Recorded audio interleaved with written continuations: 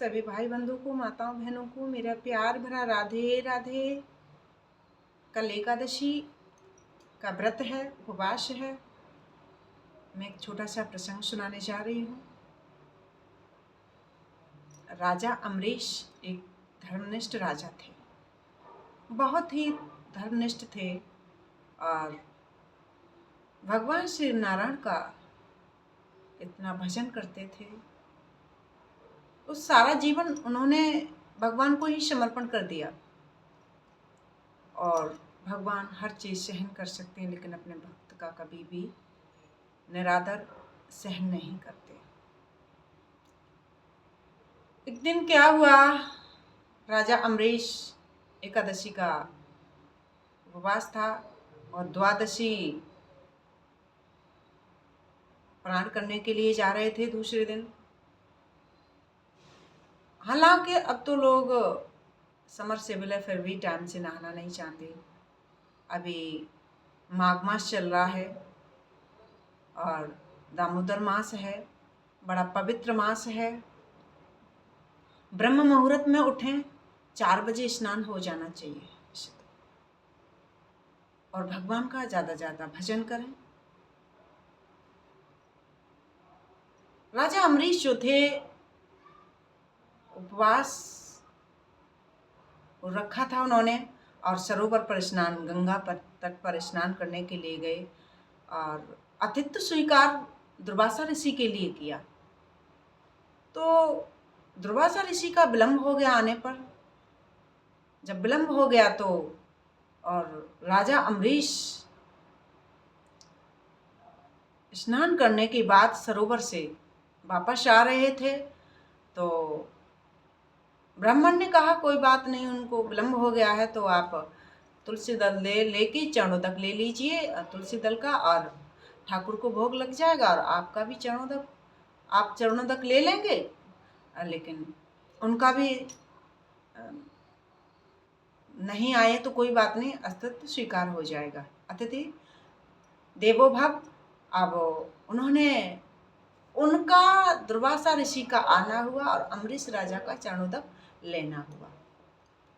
इतने में देखा तो दुर्वासा ऋषि का जितने भी श्राप है ना, 80% दुर्वासा ऋषि के ही दिए हुए हैं, वो विलंब नहीं करते।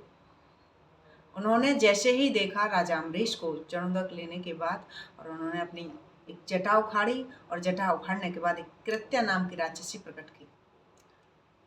वो राक्षसनी जो थी राजा अम्बरीश को मारने के लिए दौड़ी। और जब दौड़ी तो फिर दुर्वासा ऋषि भागे। अब एकदम देखा तो नारायण भगवान ने अपने वैकुंठ धाम से देखा कि मेरे भक्त पर यह विपत्ति। भगवान ने अपनी योग माया से एकदम जो कृत्या नाम की राक्षसी थी उसको भस्म किया, अपना सुदर्शन चक्र लिया और दुर्वासा ऋषि के पीछे दौड़ाया।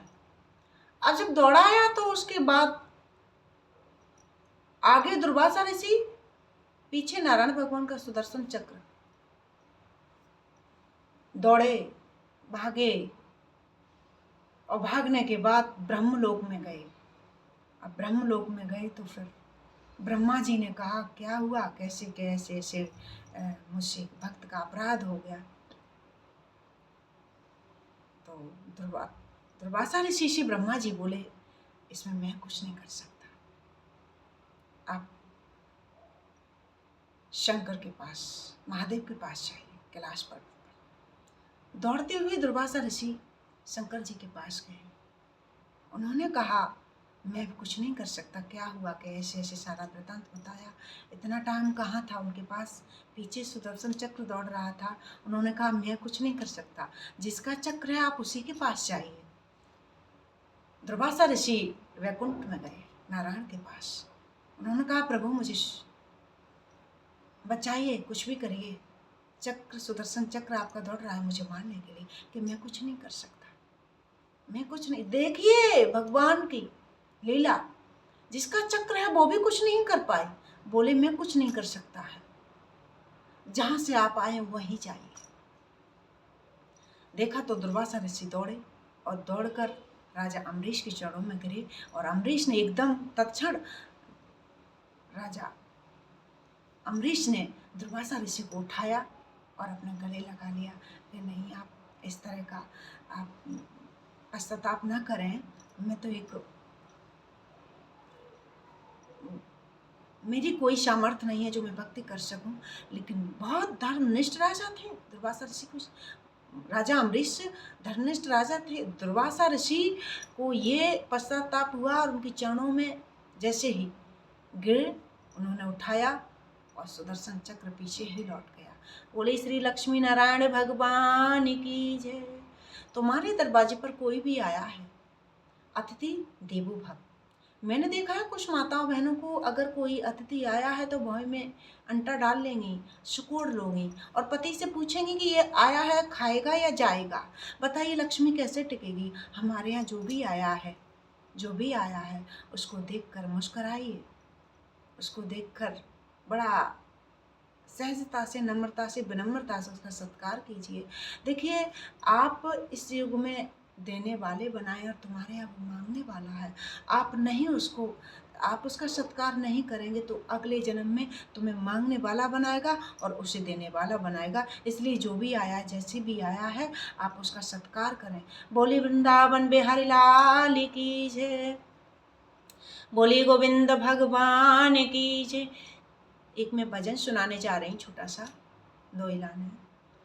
तेरी मुरली की धुन सुनने में बरसाने से आई हूँ।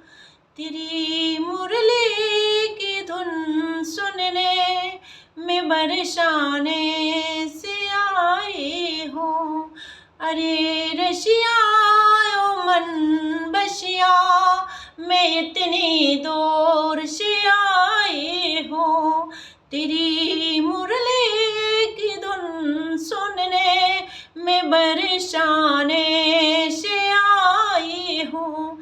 सुना है श्याम मनमोहन की माखन खूब खाते हो। सुना है श्याम मनमोहन की माखन खूब खाते हो।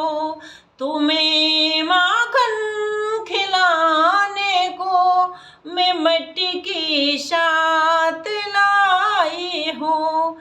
तुम्हें माखन खिलाने को मैं मट्टी की साथ लाई हूँ। अरे रसिया ओ मन बसिया, मैं इतनी दूर से आई हूँ। अरे रसिया ओ मन बसिया, मैं इतनी दूर से आई हूँ। बोलिए गोविंद भगवान की जय। ठाकुर जी को अन्न का भोग न लगाएं, नारियल के लड्डू बना दें, तिल के लड्डू बना दें। भगवान को अन्न का भोग न खिलाएं और न किसी को और को दान करें। बोलिए वृंदावन बिहारी लाल की जय।